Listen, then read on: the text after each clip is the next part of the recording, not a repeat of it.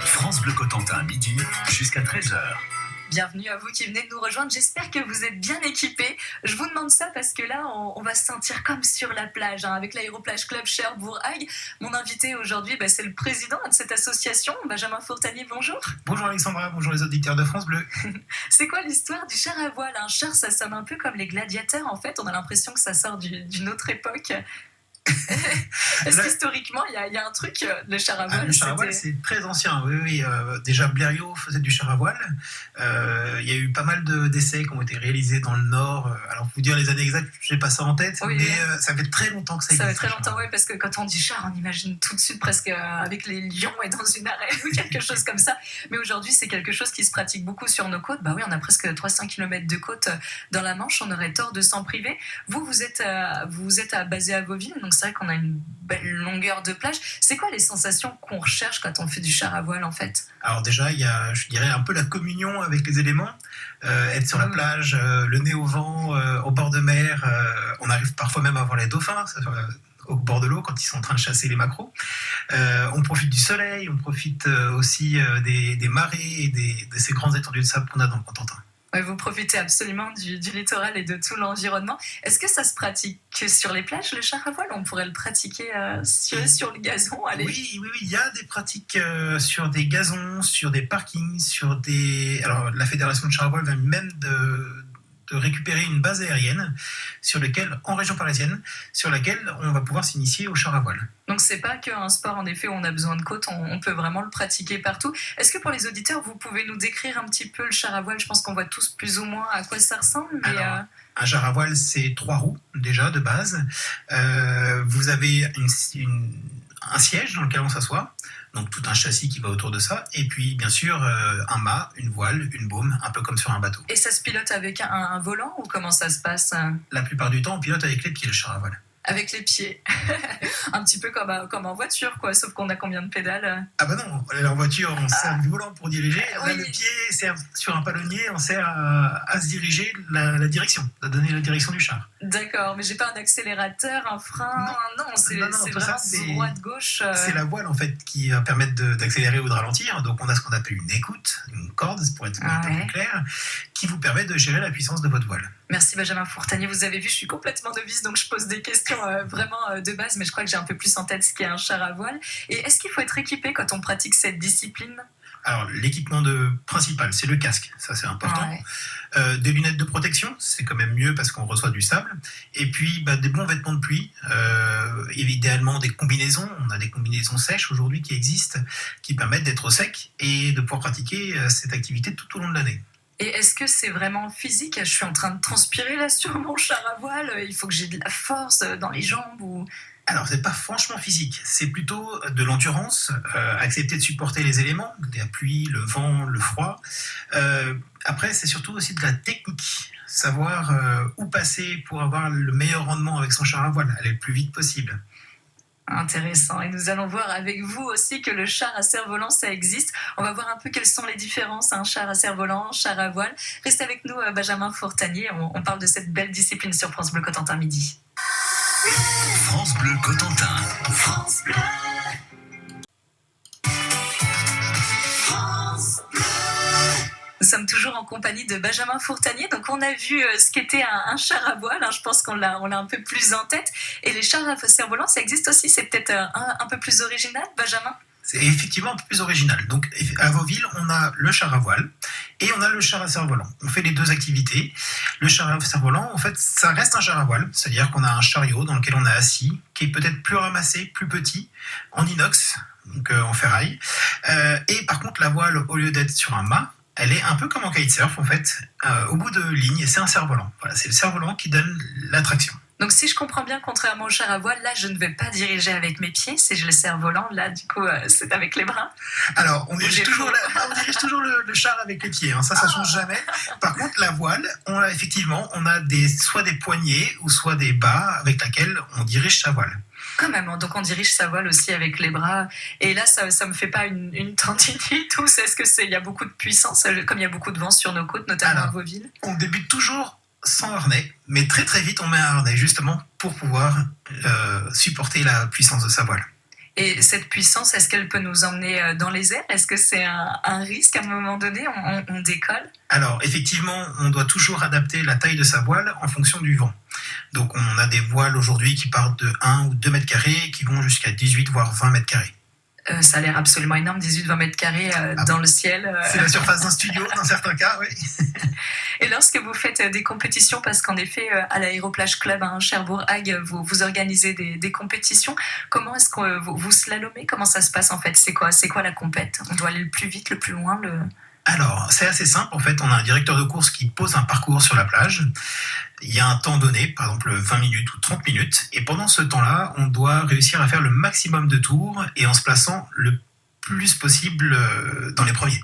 Le premier étant celui qui a fini la course en premier et ayant fait le maximum de tours. Et c'est pas des autotamponneuses, mais comment on fait ça tous ensemble? Est-ce que je peux percuter mon voisin ou Ah non, c'est absolument interdit. Il y a des règles de sécurité déjà, et puis des règles de dépassement. Donc on n'a pas le droit de dépasser quelqu'un dans une bouée, on doit attendre d'être dans une ligne droite pour doubler. Voilà. Sinon c'est le carton rouge assuré. Donc je dois faire le maximum de tours en un temps défini. Oui. Et donc avec le vent, comment ça se passe? Parce que par exemple quand je passe mon tour dans un certain virage, dans l'autre virage, il va falloir gérer ça tout autrement. Comment est-ce que vous gérez les éléments comme ça? On ne peut pas prévoir. Alors ça s'apprend, donc on fait des manœuvres, des virements de bord, des empannages, et puis il y a également ce qu'on appelle la lecture de plage. Ça c'est quelque chose qui est très important en char à voile et en char à cerf-volant d'ailleurs. Qu'est-ce que c'est la lecture de plage? C'est définir à l'avance où je vais passer pour avoir le meilleur rendement avec mon char à voile. Il y a des zones sur la plage avec du sable mou, on va éviter de passer là. Des zones où la plage est plus mouillée, on va essayer d'éviter de passer là pour éviter de faire de l'aquaplaning. Voilà. Et puis aussi, peut-être des endroits où il y a du sable un peu plus gravillonneux. Voilà, c'est ça ce qu'on appelle la lecture de plage. Donc vous faites de la lecture de plage directement, j'imagine, sur la plage, ou alors est-ce qu'il existe des cartographies où on peut savoir comment la plage est composée? La plage, ça change tous les jours. C'est Ouais, jamais la même d'accord. plage. Donc on va avoir un jour une plage très belle, toute lisse. Le lendemain, elle va être toute mouillée. Et après, avec les courants et les marées, on peut avoir des trous partout. Des trous partout. Aïe, aïe, aïe, quelle galère, j'imagine votre char à voile qui va à toute berzingue. D'ailleurs, ça va jusqu'à combien de kilomètres/heure?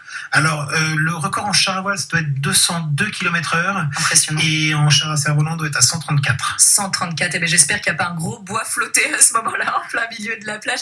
Merci pour ces infos, Benjamin Fourtanier. Restez avec moi. On va voir que dans votre club, on peut adhérer, on peut participer et vous prêter du matériel. On est ensemble à France Bleu Cotentin midi. France Bleu Cotentin, midi jusqu'à 13h. Aujourd'hui, on vous fait découvrir cette association sportive. Leur spécialité, c'est le char à voile et le char à cerf-volant. Il s'agit de l'Aéroplage Club Cherbourg-Hague. Leur petit nom, c'est plutôt l'ACCH. Et je suis avec le président de ce club, Benjamin Fourtanier. Donc, Benjamin, on a vu un petit peu les différences entre le char à voile. Donc, oui, avec une voile, char à cerf-volant, on est là avec ces grandes voiles, tel un cerf-volant. C'est vrai que souvent, quand on est sur la plage, d'ailleurs, et qu'on vous voit, notamment du côté de Vauville, souvent, on trouve ça très poétique. On n'imagine pas du tout, finalement, quel genre de sport est-ce que c'est? Est-ce que c'est accessible à tout le monde? Tout le monde peut pratiquer aujourd'hui? Le char à voile en lui-même, c'est très accessible. On va dire à partir de 7-8 ans, on peut commencer. Il n'y a pas besoin d'avoir de capacité physique exceptionnelle pour débuter. C'est quand même important d'apprendre des règles de sécurité, d'aller avec justement un moniteur, on va dire dégrossir son savoir-faire, en fait, apprendre à faire du char à voile. Donc ça, malheureusement, à Vauville, on n'a pas de moniteur. On est en partenariat avec le pôle nautique Hague, qui est à Urville, vers qui on envoie nos nouveaux adhérents pour aller, en fait, apprendre à faire du char à voile. Donc on peut s'initier à Urville et puis après on revient vers vous dans ce cas-là. Voilà, on revient vers nous, on prend une adhésion à l'année et là on a en accès libre le matériel. On communique entre membres pour dire tiens, moi je vais rouler tel jour, on s'envoie un petit mail en fait et on se retrouve sur la plage pour aller profiter des éléments. Ah oui, donc c'est un gros bonus une fois qu'on est initié et vous dites que c'est assez facile finalement d'acquérir un petit peu les premiers gestes. Eh bien, vous prêtez le matériel. Est-ce que c'est un coût? On paye à chaque fois qu'on emprunte un char à voile ou un char à cerf-volant ou... Non, il y a une adhésion à l'année, une licence et une cotisation pour le matériel. On va tourner pour un an autour de 160 €. Ah oui, ce qui est tout à fait raisonnable pour pouvoir utiliser un petit peu quand on veut. Exactement. Enfin, quand on veut, attention, hein, on rappelle qu'il s'agit des éléments, c'est pas quand je vais courir où je mets juste mes baskets et hop, j'y vais. Là, il faut que les conditions soient réunies aussi. Voilà, donc on a les conditions de marée, il faut que ce soit une marée basse, les conditions de vent, ça c'est les deux principales conditions. Les conditions de plage, on a vu tout à l'heure que si la plage a des trous partout, c'est pas très conseillé d'aller rouler. On va abîmer le matériel, on va se secouer, voilà. Et puis, aller rouler sous une pluie battante, c'est pas très rigolo non plus. Et le sable aussi dans le visage, est-ce que ça fait pas mal, non? Non, ça fait un peeling. Absolument. Donc on fait du char à voile et on sort avec une peau toute douce, c'est adorable. C'est ça. Et vous avez beaucoup d'adhérents aujourd'hui là? Est-ce que vous recherchez du monde? C'est le moment de faire un appel sur France Bleu. On a une trentaine d'adhérents, quelques jeunes, donc ça c'est quelque chose qui nous plaît beaucoup, des jeunes qui sont en plus passionnés et qui aiment leur sport et qui vont même jusqu'à faire de la compétition avec des très bons placements. Et puis, bien sûr, on a des personnes de tout âge, hein. On a également des retraités qui viennent chez nous, voilà. Un petit peu de tout le monde. Et au niveau compétition, comment ça se passe? Du coup, on s'inscrit. Puis est-ce que les compétitions mélangent char à voile et char à cerf-volant? Si quelqu'un préfère surtout le char à cerf-volant, est-ce qu'il peut participer aux compètes aussi? Alors, quand on débute, en fait, on choisit un peu ce que l'on veut faire. On peut changer en cours d'année, on peut aller sur le char à voile plutôt que le char à cerf-volant ou vice-versa. Après, la compétition, effectivement, faut déjà avoir un certain niveau pour ne pas se mettre en danger quand on va sur le parcours. Ouais. Et puis, après, il faut aussi, se rendre sur la compétition elle-même. Et vous, Benjamin Fourtanier, personnellement, là vous êtes mordu? Vous y allez toutes les semaines vous? Alors, dès qu'il y a une compétition, effectivement, j'y suis. J'ai été champion de France il y a 1 an, Wow. en char à cerf-volant. Et puis, champion de Normandie également. Bravo, Benjamin Fourtanier, j'ai en face de moi un très grand champion, alors. Eh bien, merci beaucoup pour tous vos conseils, char à voile, char à cerf-volant. Et puis pour ceux qui n'aiment pas trop l'eau, par exemple, c'est vrai qu'on parle souvent de sport aquatique sur nos côtes et dans la Manche. Là, c'est l'occasion finalement de profiter de l'environnement, de profiter de la nature. Mais sur les plages, on n'a même pas besoin de se mouiller, à part s'il y a un petit crachat, évidemment. Donc, je vous invite à aller sur le site de ce club qui est acch-vauville.fr. Donc, vous aurez tous les contacts et puis vous pourrez rencontrer Benjamin Fournier qui vous donnera quelques conseils. Merci Benjamin. Merci. Excellente journée. Au revoir.